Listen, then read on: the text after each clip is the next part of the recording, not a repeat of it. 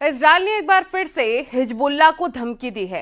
Israel के सेना प्रमुख ने हिजबुल्लाह पर अब तक हुए हमले को सिर्फ ट्रेलर बताया है। देखिए।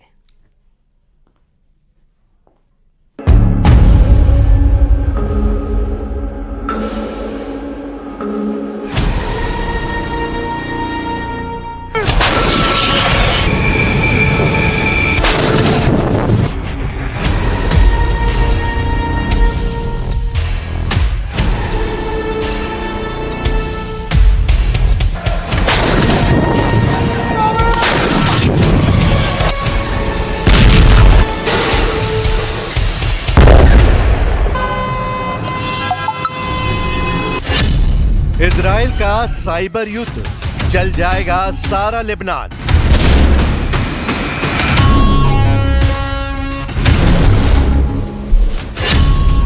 जिसे हाथ लगाएगा हिजबुल्लाह, वो बन जाएगा बारूदी बम।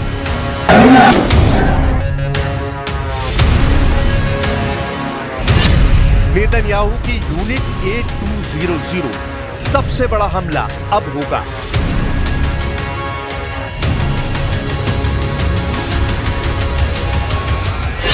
नेतन्याहू की गिरफ्त में खामनेई का सुपारी किलर।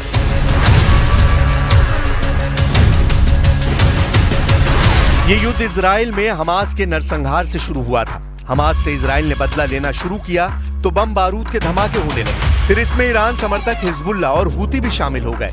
इजराइल के दुश्मनों ने रॉकेट और मिसाइलों से हमले किए। जवाब में इजराइल ने जंगी जेट के साथ फाइटर ड्रोन भी इस्तेमाल किए।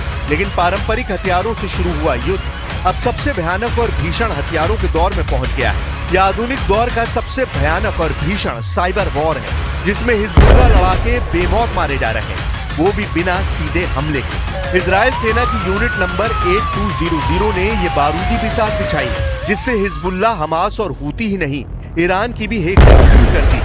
इजराइल के हमले की धार देखिए, ताबड़तोड़ और अंधाधुंध अटैक का तूफान आया हुआ है। पेजर बम धमाके में मारे गए हिजबुल्लाह कमांडर के जनाजे का ये दृश्य देखिए। अपने लड़के का मातम मना रहे नसरल्लाह के फाइटर्स को अंदाजा भी नहीं था इस जनाजे में भी डेथ ट्रैप बिछाया गया। एम्बुलेंस के करीब भारी भीड़ के बीच जब ब्लास्ट हुआ तो तहलका मच गया।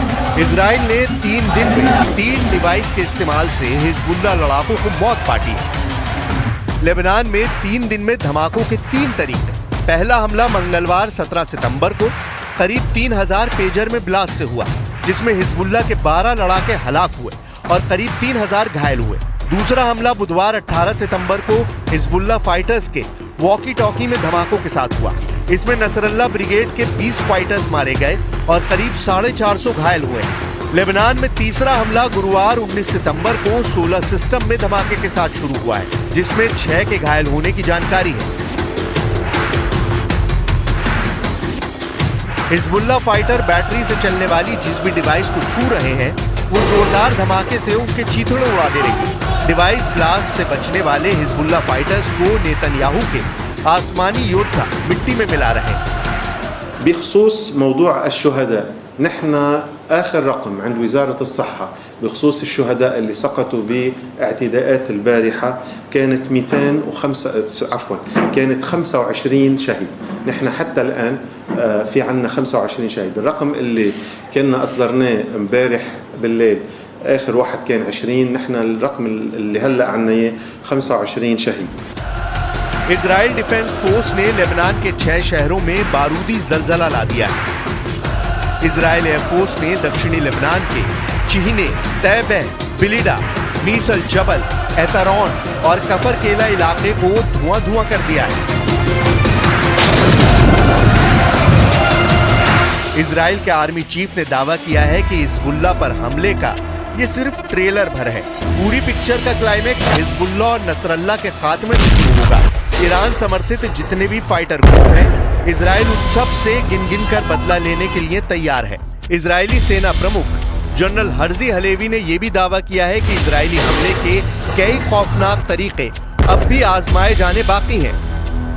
אנחנו מאוד נחושים לייצר את התנאים הביטחוניים שמחזירים את התושבים לבתים, ליישובים, ברמת ביטחון גבוהה, ואנחנו מוכנים לעשות באמת כל מה שנדרש כדי להביא את הדברים האלה. אנחנו כמעט שנה לאורך כל המלחמה נלחמים בעזה שתי מטרות מרכזיות, יש עוד: פירוק החמאס, השבת החטופים.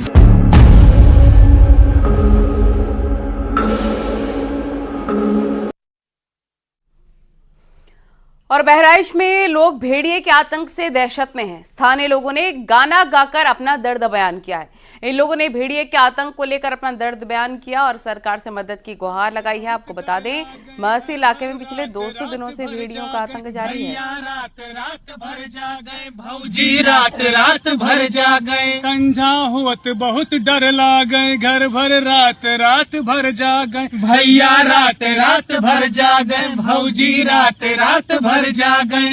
सरकार करो प्रबंध जिला बहराइच में। और संभल में लड़की की हत्या के केस में एक नया मोड़ आ चुका है। अभी तक पुलिस की जांच में नामजद दोनों आरोपी बेकसूर निकले हैं। पुलिस दूसरे पहलुओं से भी जांच पड़ताल कर रही है और कैला देवी थाना इलाके में लड़की की हत्या कर दी गई थी। इसके बाद लड़की के परिजनों ने 2 लोगों पर हत्या का आरोप लगाते हुए नामजद केस दर्ज कराया था।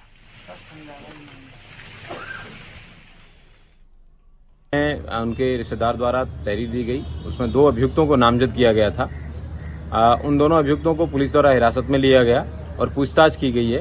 पूछताछ के बाद में उनके अलाबाई भी कंफर्म किए गए हैं। उसके आधार पर उन अभियुक्तों का घटना में ना होए जाना अभी तक के तथ्यों के आधार पर पाया जा रहा है और फिर भी इस मामले की विभिन्न एंगल से इन्वेस्टिगेशन किया जा रहा है ताकि जो अक्यूज्ड हैं उन तक पुलिस शीघ्र ही पहुंच सके। इसके लिए सीसीटीवी के लिए 3 टीमें गठित की गई है।